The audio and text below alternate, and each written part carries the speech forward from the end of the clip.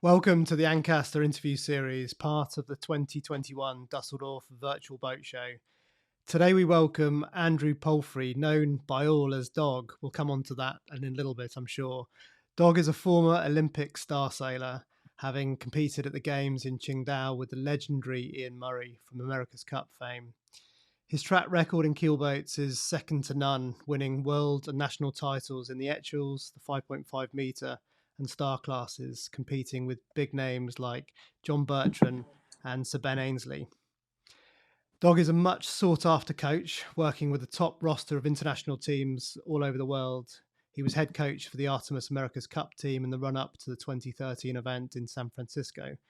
And when he's not tinkering with boats in his man cave in Cowes, he's on the water providing vital input and coaching to many aspiring sailors.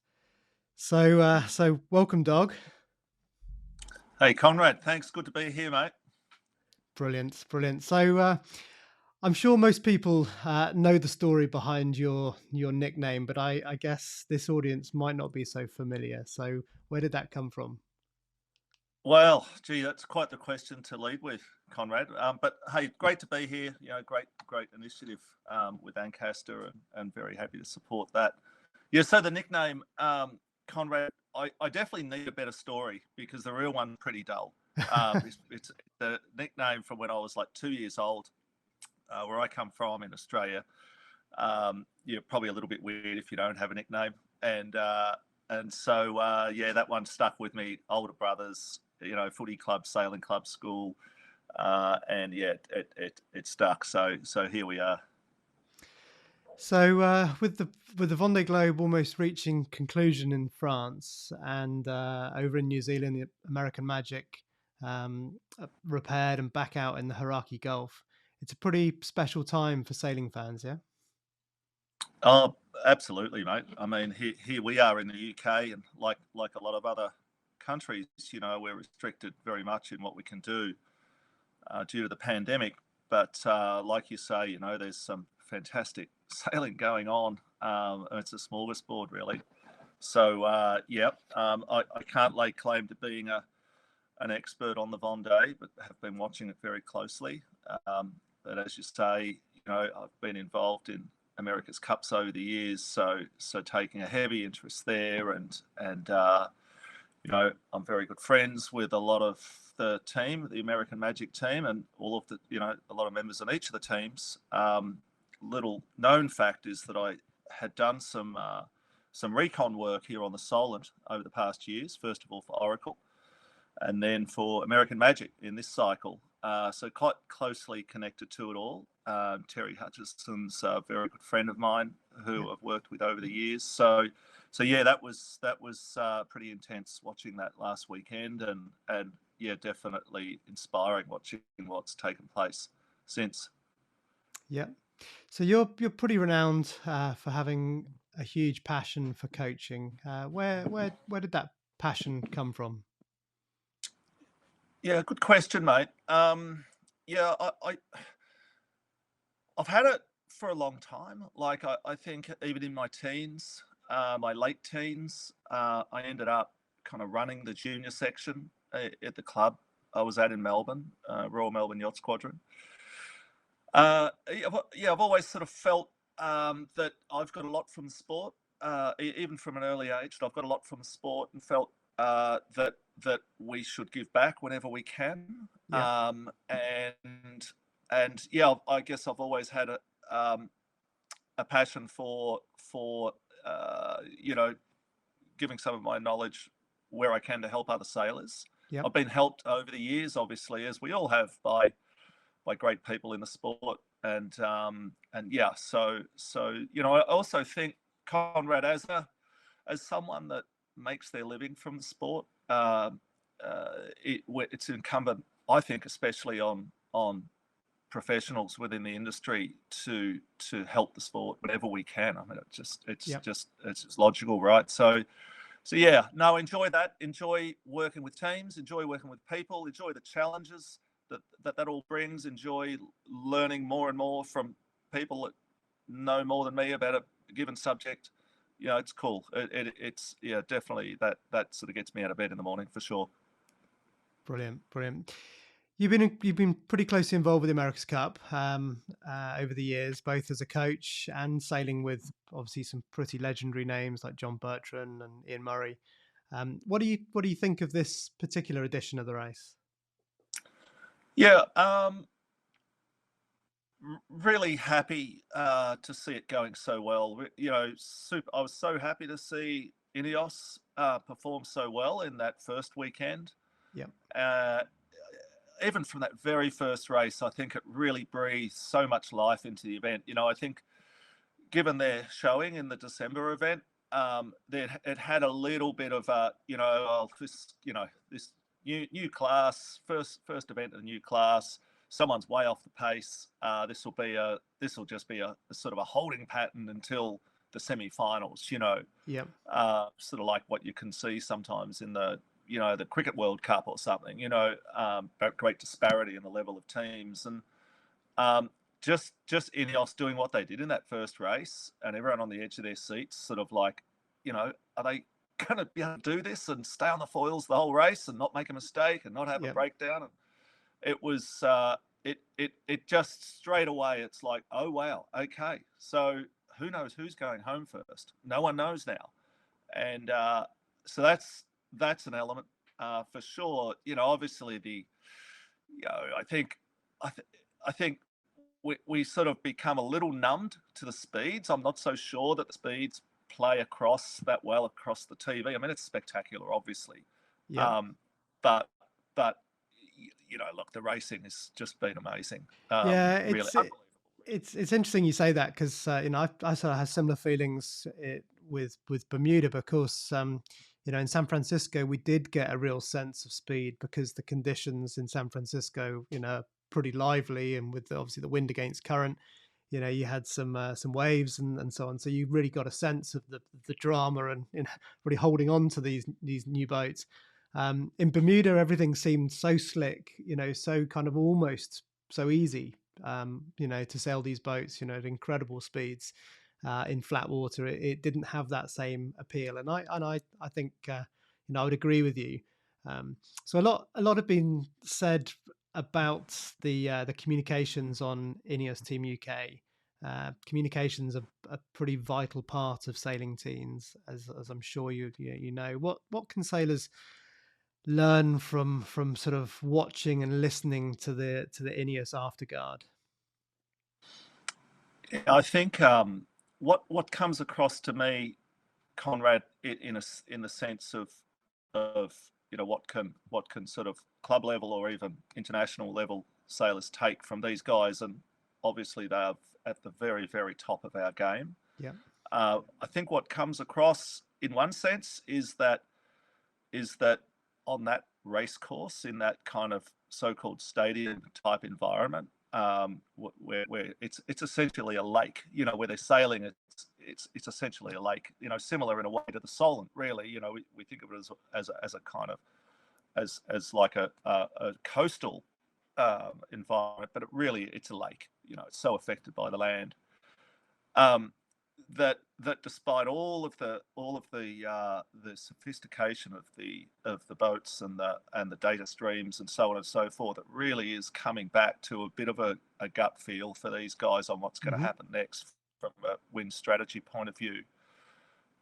So yeah, I mean, listen hard for sure because there's so much to take away from it. I think also uh, the calmness, how calm these guys are, yeah, given what they're actually doing. And I think also the when you listen to Jimmy Spithill and Francesco Bruni, who don't forget are driving at the same time, how cool the communications are, and on American Magic as well. And you do sail sort of at the next level down, and people can get pretty worked up, and pretty anxious, yeah, and a bit of yelling here and there, or there's a level of tension. And I think that for me, to get the best out of everyone on board the boat, we've got to try and eliminate that. I yeah. think people's sort of stress levels get heightened when there's some tension around, and when that happens, in general, you're not getting the best from them. So Yeah. you could be totally wound up like a spring inside, which these guys are. Let's face it, the stakes are incredibly high, but that doesn't come out in how they communicate to other people. So every sailor from time to time will have to perform in a highly pressurized situation.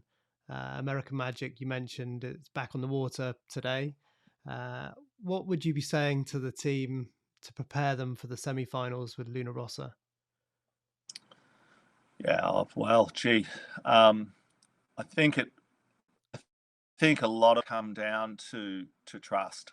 You know, trust that you've got the best. So if I was to talk to the sailors, let's say, Yeah, um, trust that you've got the very best in the globe at what they do behind the scenes to remove these so-called gremlins out of the systems that have all been rebuilt. Obviously, trust in the structural engineers um, to that they've done what they needs needed to be to done. do, Yeah, but probably more importantly, trust in yourselves that you've done all the work.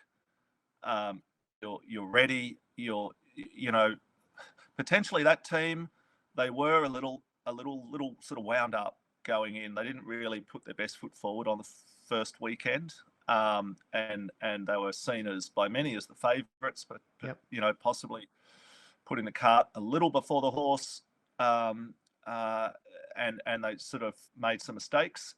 For sure, some subtle mistakes in the pre-starts, which had a massive impact on the racing. And yeah, so just trust. You guys have done the work. You've done more work than anyone else. You've spent more time on the water than anyone else. Trust that it's all under control. Go out, have faith in each other. yep. Your team's behind you, and go and execute with a clear mind. Really, really, really nicely put. So you've coached some of the top teams around the world. Can you share just perhaps a little bit of your coaching philosophy and the skill sets that you use to sort of get the best results? Yeah, I think from a really basic level, Conrad, I think anyone that comes into a team, be they a sailor or a technician on the shore, or a designer or a coach, um, we all really need to aim to bring value beyond that for which we're obviously which we're compensated for. Yeah, And what do I mean by that? Okay, so I mean that you come in and sort of when people are working well together, it's like two people, 1 + 1 = 3. yeah, By working together, you're achieving more than just the two individuals, and bouncing ideas around and so on. So I feel that in most cases, like the America's Cup's different. That is a totally, and the Volvo and the Vendée campaign, it's totally professional, and there's a lot of other stakeholders. For most other sailing in the world, it's people that do it for enjoyment. It's an owner that puts together a team, say in a more professional environment, hmm or it is literally a bunch of friends, Corinthian sailors, go out and do a club race, and they also get a lot from coaching, and so it's focusing on that base level of enjoyment.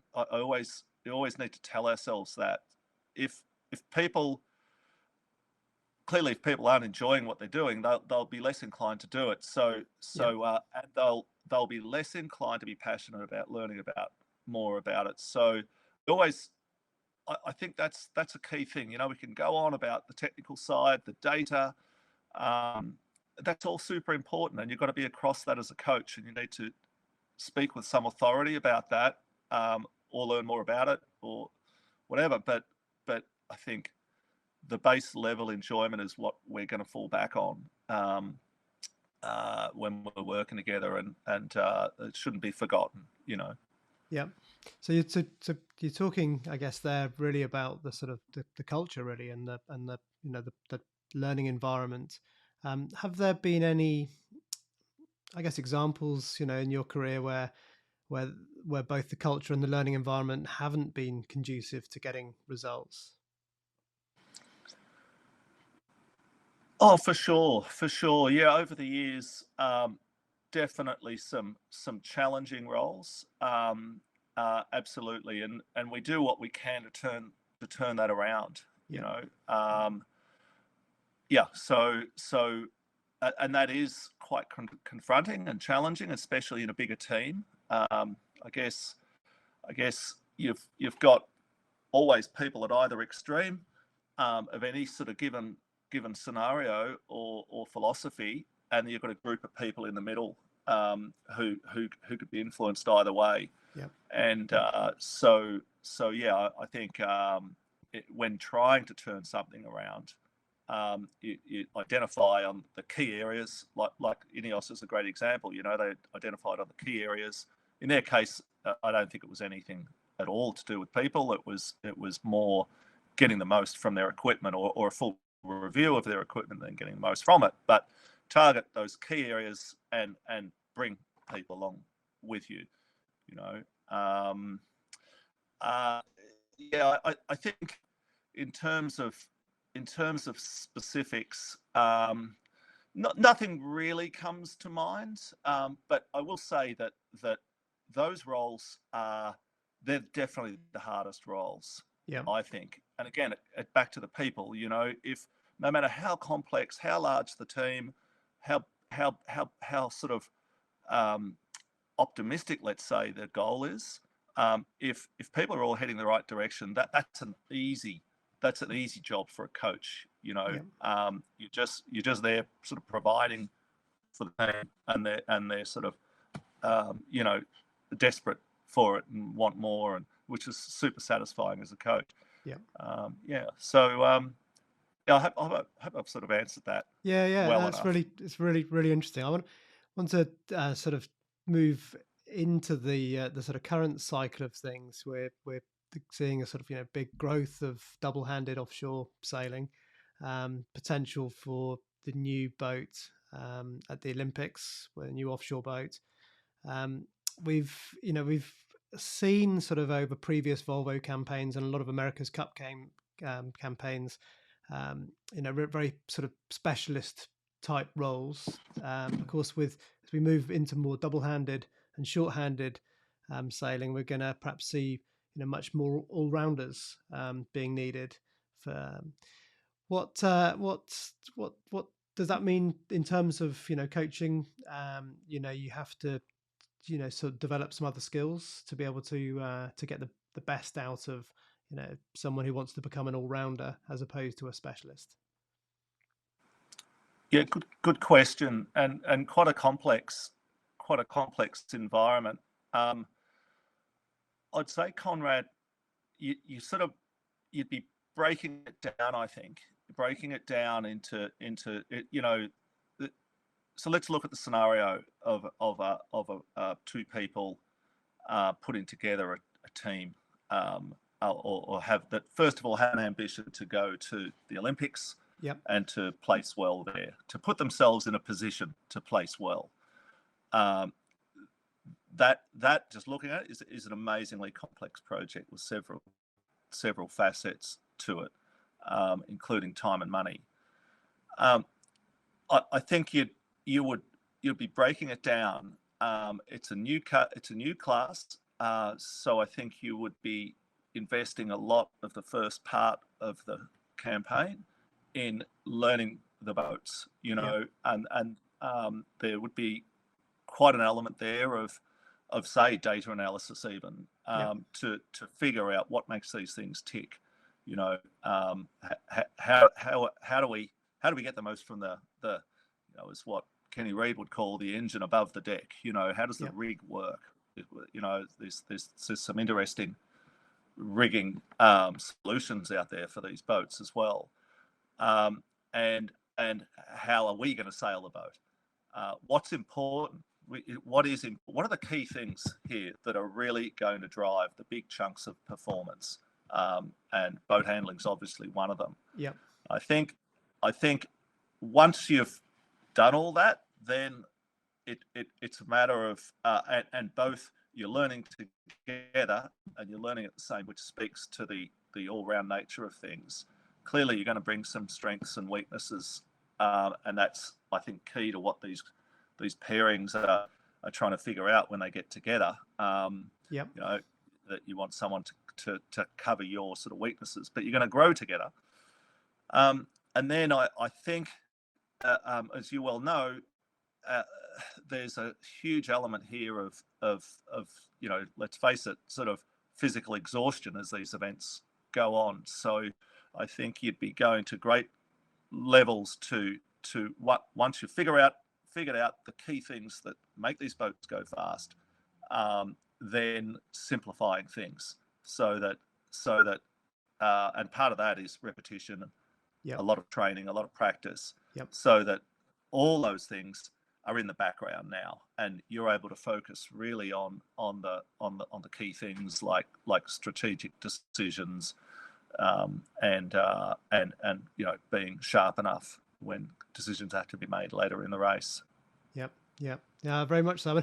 I've had a little bit of experience of Figaro racing back in 2011, and you know, it's really interesting to see these disciplines come together and different approaches that perhaps some teams are taking, whether they come from sort of Olympic backgrounds into offshore and so on. And we're seeing, you know, in the final 24 hours of the Vendée Globe, just how, you know, the combination of all that experience together with, you know, what is 6-7 boats all vying for the podium positions, huge intensity, and probably just, you know, some natural raw ability coming out, you know, just to get these guys across the line. I mean, it's extraordinary, and I'm really looking forward. I really hope the Olympics does validate the offshore sailing, because I think it will show a different side to the sport that not everyone's perhaps as familiar with as the rest. So one final question: the past 12 months have seen an explosion in online training right across the board. We've all become experts at dipping into YouTube to find out things over the years. At least my kids seem to be doing most of their schooling that way these days. I know you've been using some online tools for coaching. How might this change the game for people learning to sail, and also at the very top end as well? Yeah, really good question. It's a super interesting area. You know, personally, over the years, Conrad, I've, I would say a reasonable chunk of my day over several years now has been, you know, responding to questions from people. Yeah. And again, you know, that's that base level of feeling you need to give something back. You know, apart from coaching, I'm a serial tinkerer on boats, and over the years have developed a little online business making parts and selling them. You know, predominantly for the Etchells class, but more generally now as well. And so, you know, it's generally clients and former clients that I'm helping, and that's fine. I quite enjoy the sort of question answer side of that. When lockdown started, I found that people were really like thinking about their sailing, particularly in the northern hemisphere. We're coming towards summer, and but they were unable to go near their boats, and I was pretty much inundated by. I could have sat at my computer all day and just answered emails Yeah. from people, and you know, but I've got responsibilities and mouths to feed and so on, like we all do, and so I sort of got to thinking, well, really, if I'm going to be doing this, you know, I need a way to make it viable, not so much for an income, but to be able to give time to people, Yep. in an ongoing way, and so you know, it's stewed over all sorts of ways to do that, and having time also. I would, you know, normally my life has been traveling, and Yep. that's the bread and butter. Traveling to events with teams, that wasn't happening anymore, so I was able to give more time and thought to it. So we're still working through what I'm doing, but I have an association with an online coaching platform, and that's going well. They're very clever people. They've developed something that's really cool. Um, I think, regardless of what happens with this pandemic, the game has changed, as you say. The internet was always there, YouTube was always there, but I think we're going to it now, and there's an expectation, I think, that the answers just will be there for anything and everything. Yep. And I'm sort of keen to be a part of that, I guess, and for sure want to be a part of that. And as it evolves, it's super interesting. I think there's the element to be able to talk like you and I are today is really still going to be, though, a really fundamental part, I think, of coaching, be it online or not. Yeah, it's really interesting. I mean, the reason partly for that question is I've just been involved in a writing the new vision and strategy for a major water sports centre down here in Plymouth, and it's a centre that is in massive need of reform, and and the fact that this is happening during a pandemic means it's an opportunity to actually really think, well, how might we be teaching people how to sail? How might we be in working with schools and colleges, who are also now teaching subjects, through online, with less sort of physical contact time? Can sailing be taught, in an online environment rather than actually, in a hands-on environment? And how, with sophisticated sort of AI, could we get to a stage where people actually could learn to Yeah, sail a boat without actually ever going on the water? And then you couple that with virtual regatta, for example. So, a million players playing the virtual regatta in the Vendée Globe. I just managed to squeak into the top 1% of wow, those, and that was the top 10,000. yeah, yeah, Extraordinary. But you have to sort of say to yourself, well, that's remarkable. Exposure for people to learn, how to navigate, how mm, to learn in some of the intricacies of racing offshore. When to cover, what to do strategically. So yeah, I'm quite excited by these opportunities, and and I think not just at the sort of very high level where we're seeing incredible graphics, incredible data coming off the America's Cup boats, but also what potentially we might see in teaching people how to sail at the other yeah. end. So No, yeah, I was just for sure. interested to get your thoughts, really. Yeah, no, for sure. Look, as you're saying that, really, one really sort of big area that I've noticed that's been very helpful for me as a coach is the advent of online meetings. And you know, traditionally, like in 2019, we would. Just going back a little bit though, I think there's always going to be in our sport an element of practice and theory and research. Yeah. So it'll be that go and do it, and then, well, why did this happen? How did that happen? Think about it, review it, and the people that do that more effectively will come back the next week and be a little better than those that don't. Yeah. And that's that's sort of, like, in a way, it's what coaching's all about. And a lot of people are self-coaching in that way and always have done. So no real difference. In general, as a coach, you work with the team on a given day, or you'd observe their racing, or you'd run a training session, and then we come back to the club and we'll have a chat about the day, and there might be a bit of a report a couple of days later. What we're seeing now, and seeing big jumps ahead in that way, is that we'll do an online debrief where the coach or one of the team members will be, running the video or looking at the photos, and we're all commenting, and we're all taking away kind of big chunks of information that we weren't really doing before. Yeah. So I think and then the data stream. There's some smart people that, we've got a little product here that I'm about to put on the 5.5, and the actual's, a load sensor, wireless. So cool. And critical information. You get one of those on or two boats tuning, let's say, and you get some data streams like loads and tiller movements and heel, the dynamicism, if that's a word, of heel angle.